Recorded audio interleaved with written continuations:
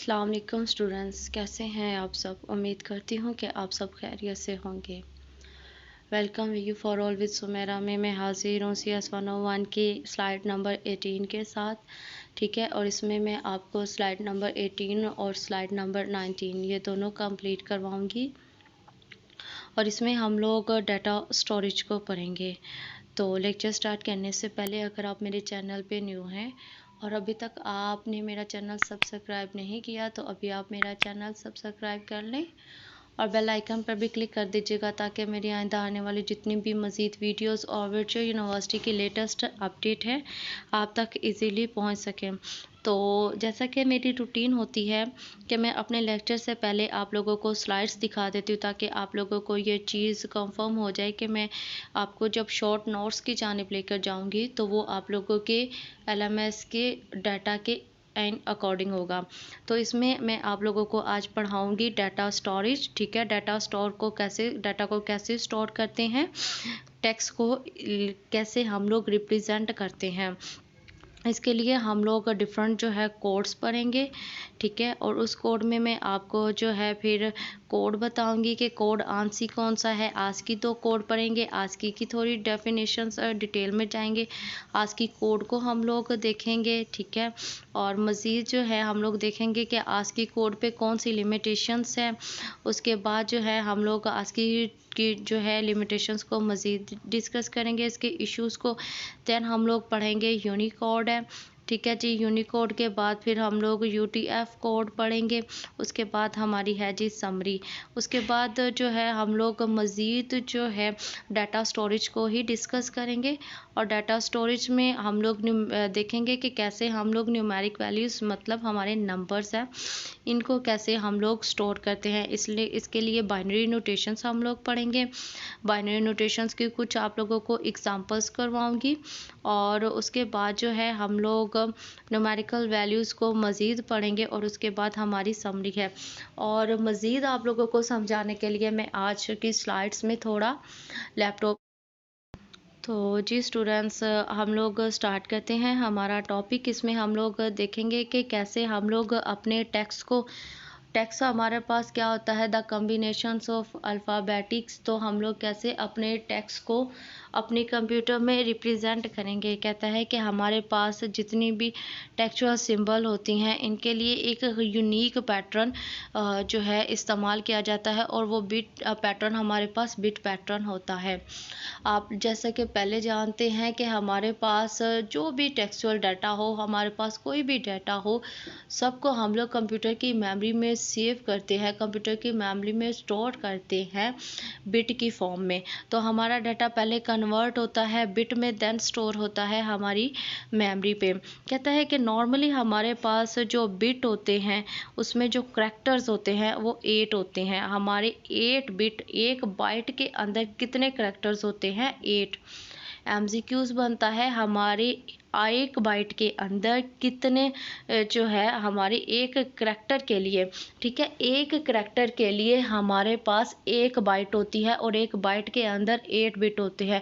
अगर आपके पास 2 करैक्टर है, ठीक है, 2 करैक्टर से मुराद A और B, X और Y, आपके पास A और B है तो इसके लिए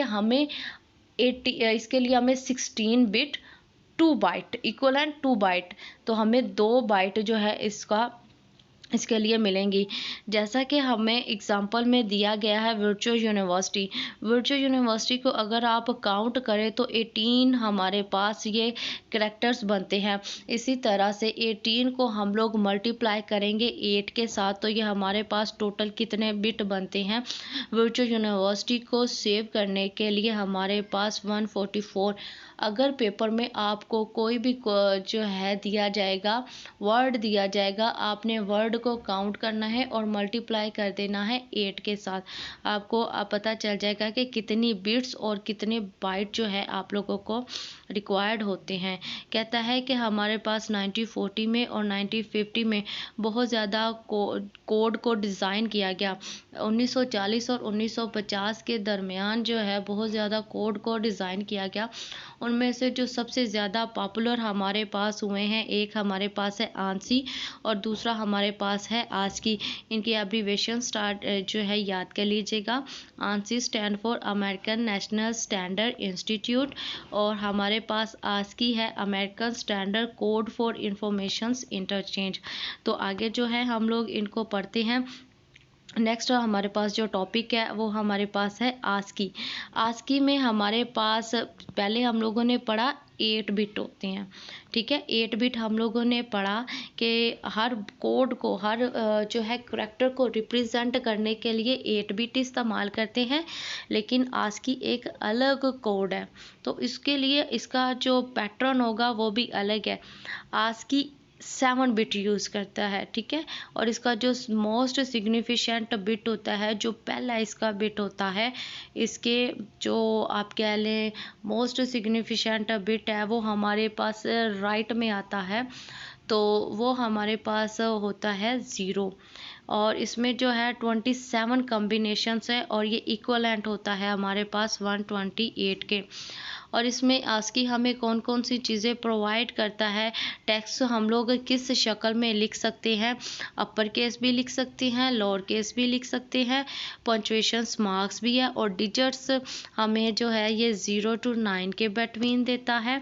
लाइन फीडेड होती है, कैरेज रिटर्न्स होते हैं और इसमें हम लोग टैब्स का इस्तेमाल भी करते हैं, ठीक है जी। आज की कोड को आप लोगों ने याद कर लेना है। कितने बिट्स का कॉम्बिनेशन बनता है, 7 बिट का। मोस्ट सिग्निफिकेंट बिट है 0 और 27 कॉम्बिनेशंस इसमें होते हैं। Upper case, lower case, punctuation marks, digits between 0 to 9, line feed, ठीक है, कैरिंग एंड टैब्स, ये हमें आस्की प्रोवाइड करता है। देन हमारे पास है आस्की कोड। तो आस्की कोड को जो है कैसे रिप्रेजेंट करना है, लेट्स सपोज कि आप लोगों के पास है वर्ड हेलो, ठीक है। हेलो को आपने कैसे, ये हमारे पास सेल है और अगर हम लोग हेलो को काउंट करें, अभी हमें जो है सिंपल कोड दिया गया है, कोड को कैसे कन्वर्ट करते हैं ये हमें नहीं दिया गया। अगर दिया जाता तो इस पे भी मैं आपको डिटेल में समझा देती। अगर इसको 0 के जो डिजिट्स हैं हम लोग अगर इसको काउंट करें तो हमारे पास बनते हैं 1 2 3 4 5 6 7 8, ठीक है। तो 8 बिट में इसको रिप्रेजेंट किया है। एच के लिए 8 बिट है, ई के लिए 8 बिट है, ठीक है। अगर हम लोग हेलो कितने वर्ड है 1 2 3 4 5 6, ठीक है। और 6 को जब हम लोग मल्टीप्लाई करेंगे 8 से तो हमें total bit and total byte जो है पता चल जाएगा, ठीक है जी। Limitations of ASCII. अब आस्की के ऊपर जो है कुछ लिमिटेशंस हैं, तो देखते हैं वो लिमिटेशंस कौन सी हैं। कहता है कि इसमें जो है ओनली 128 करैक्टर्स हैं। अगर आपको इसके लिए ज़्यादा अपने डाटा के लिए आपको ज़्यादा करैक्टर्स रिक्वायर्ड होंगे तो वहाँ पे आस्की आपको सपोर्ट नहीं करेगी। International organisations for standardisations, ISO है, ये एक ऑर्गेनाइजेशन से है। Any extensions to ASCII one to support western language symbol. कहता है कि इसके बाद जो है जो कि आस्की के लिए ISO ने काम किया, ये ऑर्गेनाइजेशंस है और इन्होंने आस्की के लिए बहुत ज़्यादा एक्सटेंशंस दी, ठीक है, जो वेस्टर्न लैंग्वेज सिंबल्स को सपोर्ट करती हैं। पहले क्या था कि हमारे पास जो लिमिटेशंस थी वो 128 थी, फिर ISO ने बहुत ज़्यादा एक्सटेंशन इसके लिए दी हैं। अब हमारे जो ISO ने दी है जी आपको एक्सटेंशंस, उस पर भी कुछ लिमिटेशंस है। वो लिमिटेशंस क्या है, कहता है कि हमारे पास 256 are still insufficient to denote all language symbol. पहले 128 थे लेकिन ISO ने इसको एक्सटेंशन देके थोड़ी सपोर्ट दी तो ये 256 बन गया। लेकिन हमारे पास लैंग्वेजेस बहुत ज़्यादा है और डिफरेंट लैंग्वेजेस में डिफरेंट सिंबल्स होती हैं, तो 256 जो हमारे पास करैक्टर्स हैं ये इसको सपोर्ट करने के लिए काफ़ी नहीं है। Document having multiple language could not be read. तो कहता है कि डॉक्यूमेंट्स के अंदर बहुत ज़्यादा लैंग्वेजेस इस्तेमाल होती हैं जो, और इसको ये यूज़ करने के लिए कासिर है। नेक्स्ट जो हमें दूसरा कोड पढ़ाया जाएगा वो हमारे पास है यूनिकोड है, ठीक है। और ये कहाँ पे इस्तेमाल होता है? इंटरनेशनल लेवल पे, ठीक है। इंटरनेशनल ऑर्गेनाइजेशंस अपने हार्डवेयर और सॉफ्टवेयर को बनाने के लिए यूनिकोड का इस्तेमाल करती हैं। एमसीक्यूज़ है, यूनिकोड कहाँ पे इस्तेमाल होता है? इंटरनेशनल ऑर्गेनाइजेशंस अपने हार्डवेयर और सॉफ्टवेयर को बनाने के लिए यूनिकोड का इस्तेमाल करती है। इसका पैटर्न 28 बिट्स का है। हमारे पास आस्की का 7 बिट का था, और इसका कितने बिट्स का है? इसका 21 बिट्स का है, 21 बिट्स का है। और ये जो है आस्की ही इसमें जो है आती है, और ये बहुत ज़्यादा करैक्टर्स को सपोर्ट करती है। और उसमें जो लैंग्वेजेस हमारे पास चाइनीज़ है, जापानीज़ है, अरब है, इनको ये सपोर्ट करती है। इनके जो बहुत ज़्यादा लैंग्वेजेस में सिंबल्स आती हैं उनको ये सपोर्ट करती है।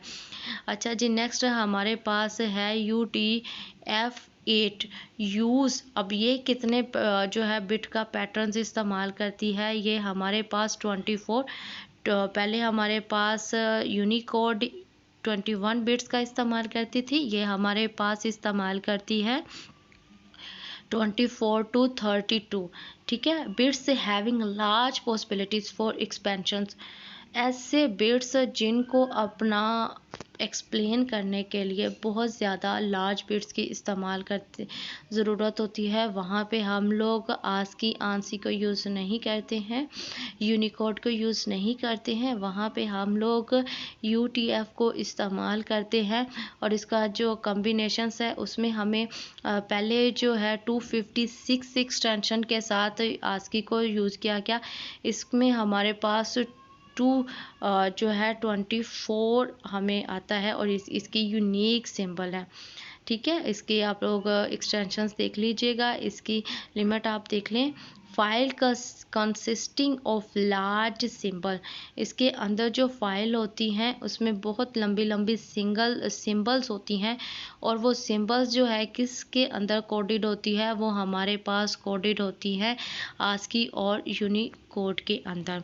नेक्स्ट हमारे पास स्लाइड नंबर जो है हमारे पास है जी 19 है। इसमें आपको बताया जाएगा कि हमारे पास जो इशू है यूनिकोड के, वो क्या है कि ये इनसफिशिएंट सपोर्ट देता है। Insufficient, suppose we want to store 12, तो जो है अगर आप 12 को स्टोर करना चाहते हैं तो ये इतने बिट आपको नहीं देगा कि जिसके अंदर जो है आप अपने डाटा को स्टोर कर सको। तो उसके लिए हम लोग किस चीज़ को यूज़ करते हैं? हम लोग यूज़ करते हैं बाइनरी नोटेशंस को। बाइनरी में आपने जो कुछ भी लिखना है वो 0 और 9 के बिटवीन लिखना है, ठीक है। और जो है 0 और 9 के बिटवीन बाइनरी को कैसे आपने न्यूमेरिक वैल्यूज़ है, न्यूमेरिक वैल्यूज़ को बाइनरी में कन्वर्ट किया गया है।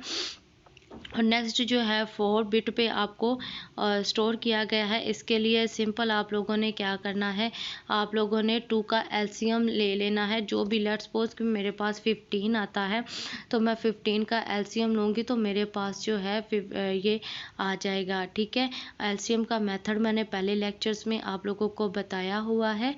अगर आप लोगों को समझ में ना आए तो आप एलसीएम का मेथड वहाँ से ले सकते हैं, ठीक है। और इसके बाद हमारे पास है बाइनरी नोटेशंस है। तो बाइनरी में हम लोगों को मज़ीद 2 चीज़ें बताई जाएंगी। हमारे पास है 2's complement and floating point है। ये हम लोग इंशाल्लाह नेक्स्ट लेक्चर्स में कवर करेंगे। अगर आप लोगों को कोई भी चीज़ समझ में नहीं आती है तो मेरा कमेंट सेशन ऑन है, आप लोग इजीली मेरे से अपने कोर्स के रेलेवेंट क्वेश्चंस कर सकते हैं, और मैं कोशिश करूंगी कि आप लोगों को एज सुन एज उसका रिप्लाई कर दूँ। देखते रहिए VU for always Sumera for more updates of university. अपना ज़्यादा सारा ख्याल रखिएगा। अल्लाह हम सबका हामी और नासिर। अल्लाह हाफिज़।